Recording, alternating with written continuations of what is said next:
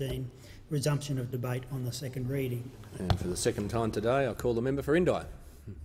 Speaker, it gives me great pleasure to speak to this bill and to take the opportunity to report to the people of Indi some of the amazing achievements that's taken place over the last 2 years, to talk about the importance of a national approach to policy around telecommunications in rural and regional Australia, and to talk about the future that's waiting our young people in rural and regional Australia when we've got the standard of telecommunications that we need.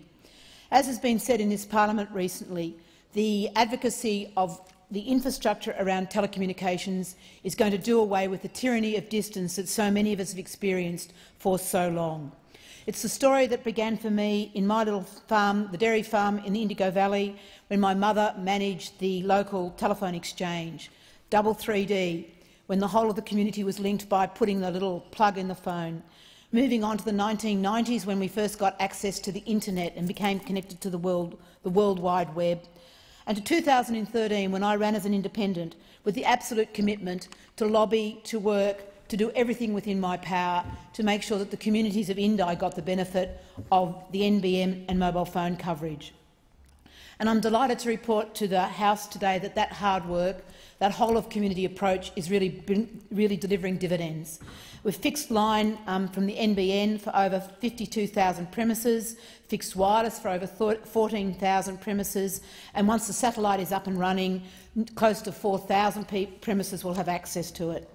And I'm absolutely delighted to say that in Yakandanda today the NBN is being turned on, that in North Barnawartha it's up and running, in North Wangaratta, to all those communities there, NBN's working. To the people in Tagati, fantastic. To Rennie Hill, to Thornton South, and to all those around the Paps, fantastic to be able to stand in this parliament and say NBN's arrived to our community.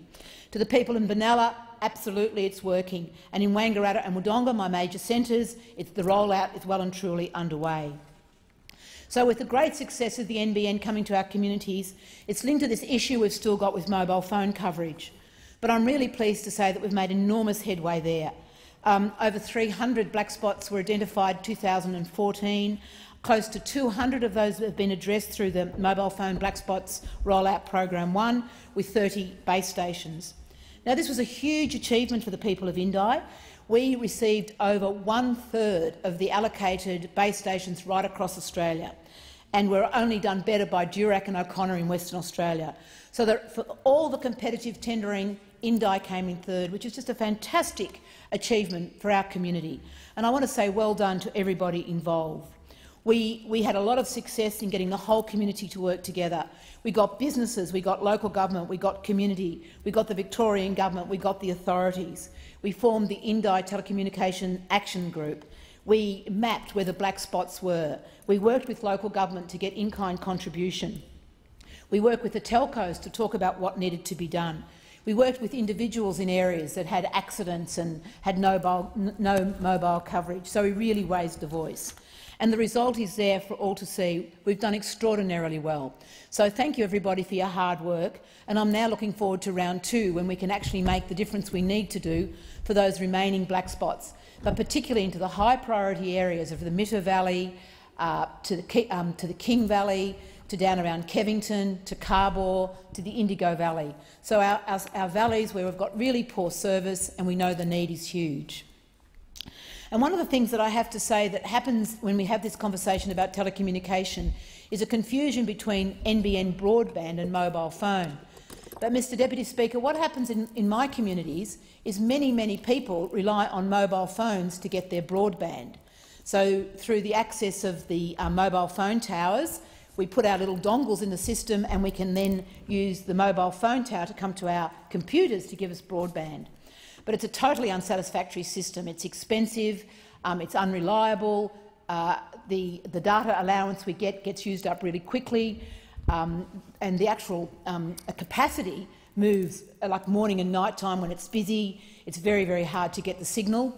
And when you have a lot of people come into the area, like we do with our festivals, the whole service gets clogged up and just doesn't work. So we are so looking forward to the full rollout of the NBN and our ability to access broadband, but at the same time the absolute need to get the mobile phones working much better. And so if I could talk a little bit about mobile phones, I want to claim some great wins here. For the people of Allens Flat, you got your petition going. For NBN, you got your petition going, and we really did good work. We got the mobile phone tower at Mount Dorothy down near Yea. Fantastic work to the community and to Telstra. Up at Dartmouth with our landlines. What an achievement that was to have that public meeting, to get the Border Mail cover the story, to get the telcos there and actually get a commitment to fix up those landlines that every time it rained disappeared. To the people of the Upper Howquardale, getting your fixed lines fixed up. To the Chiltern and Indigo Valley people, I know we're not totally there yet, but a huge impact after the fires when we got Telstra in and we could show how important those services were there and what we needed to do. And to the communities around Lurg, Mooloola, Tatong, you know, you've brought the petitions to me, I've brought them to the place, we've been able to lobby and we've been able to get the commitment for better service. And we've also, while I've been in this job, actually taken up the issue of VAST, the TV that comes out of Central Australia, and how just absolutely inadequate it is for communities that are so close to highways and mainstream Melbourne not to get local TV. So that's still one on the agenda. We've made a lot of progress, but we've still got a way to go. And while we're not there yet, I'm absolutely optimistic that over the next 3 years, that wherever you are in the electorate, you'll be able to get the mobile phone coverage and the internet coverage you need. So I want to just talk briefly about what this means, and I would like to bring to the attention of the House two letters I've received, one from Annika Goebel and her sister Mia. Annika is 10 years old and she writes, "I live 10 minutes away from Wodonga and recently my family and I have got access to NBN. And before we had NBN, we were living on 15 GBs a month by day, and by day 2 of that month we had no GBs left. There were times when I was unable to complete my homework due to the fact that we had no GBs left. But since we've got NBN, I have never had to stay in at lunchtime to finish homework, and I now have access to YouTube and heaps of other stuff that I wasn't able to access before we had NBN. Having NBN has helped me in my schoolwork. I can now do research, I can study things on the internet, I can do mathletics and other programs that help me study and learn new things.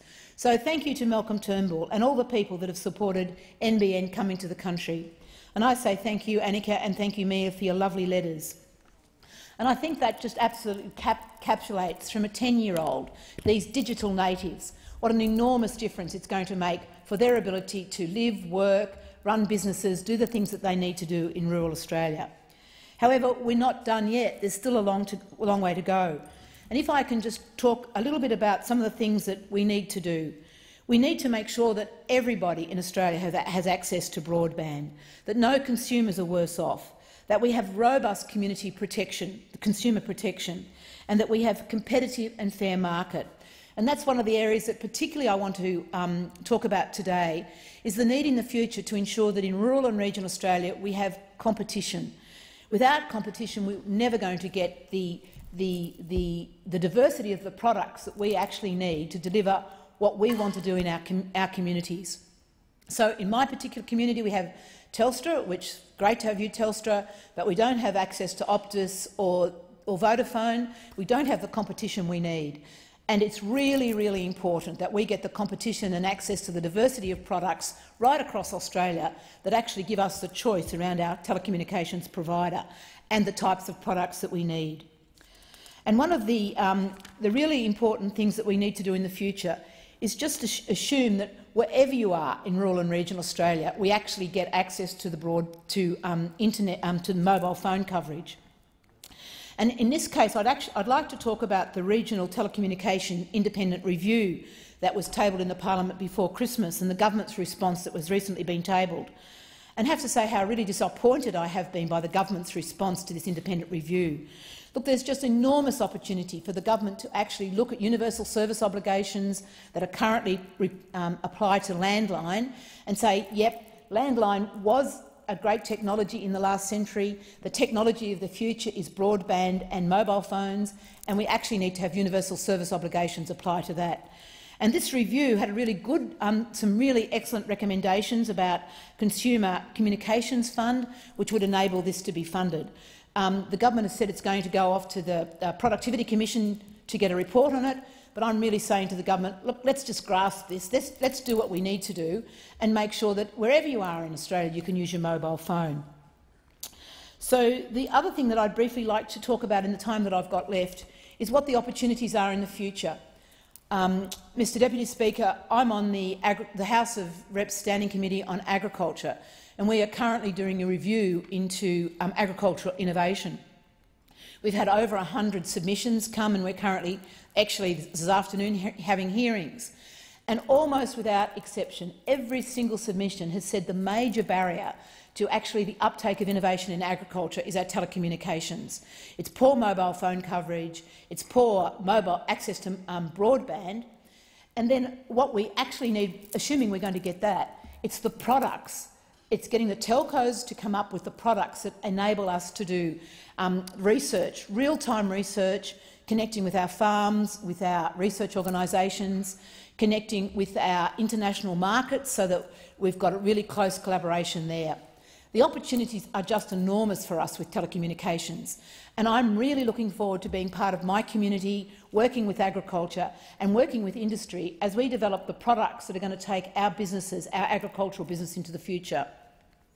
One of my constituents told me last week that telecommunications, mobile phones and particularly the broadband, NBN, it's a bit like how electricity was when it first came to our country areas. In my valley it came in 1958. And when the lights were turned on, everyone thought that was an amazing thing. We had electricity online and we got light. We had no idea that electricity would power computers, thermomixers, sewing machines, all the other amazing washing machines, all the other amazing implements that we now got because of electricity. And this farmer said to me, it's going to be like that with broadband. The things that we're going to be able to use broadband haven't even been imagined into existence yet. So one of the things that I'm really calling on in the government, in its agricultural and research and development agenda, is to put creative and innovative use of digital technology way up the top of our research, so that in our marketing also, but in our research in particular, as we develop the use of sensors, we can actually get real-time that step-up of research that we need in the future. So, in bringing my comments to a close, I'd just like to acknowledge the work of the government and the opposition, both, in the terrific job you've done, really and truly, despite the politics, to get NBN, to get mobile phone coverage out into the country. And I look forward to a whole-of-government approach under the next parliament as we really fast-track and get the step-up we need so that particularly the businesses, particularly the agricultural businesses, can do what they need to do. And I want to acknowledge the work of local councils, particularly. Your co-contribution, I know sometimes it's hardly fought, but it's made a huge difference to the ability to get those mobile phone towers where we need them in the rural areas. So thank you very much. Just absolutely acknowledge the work of the CEOs, the mayors and the councillors and the ratepayers in putting that money onto the table so that we can get the mobile phone coverage we need. But I also want to say thank you to the many communities and individuals in Indi. Look, you've really come to the task. You've got your community petitions organised, the letters. You've come to Parliament, and you've really helped me identify where the black spots were, both for mobile phone and for the broadband, and really been such a partner with me in bringing these issues to Parliament. And I absolutely make my commitment that when I'm re-elected and back here as the federal member for Indi for my second term, mobile phone coverage and NBN coverage is way up there to the fore, so that by the time my nieces and my friends and this young Annika, who wrote to me, is 10, by the time she's 15 and ready to go into her higher years of school, every single student in Indi will have access to very fast broadband to do all the study they need from home as well as school. So, in bringing my comments to a close, I say to the people of Indi, thank you for the trust you've given me. This was a major election commitment on my behalf to actually improve mobile phone coverage in NBN. I'm very happy to report very successfully on the work we've done so far and looking forward to coming back and actually finishing the job after the election.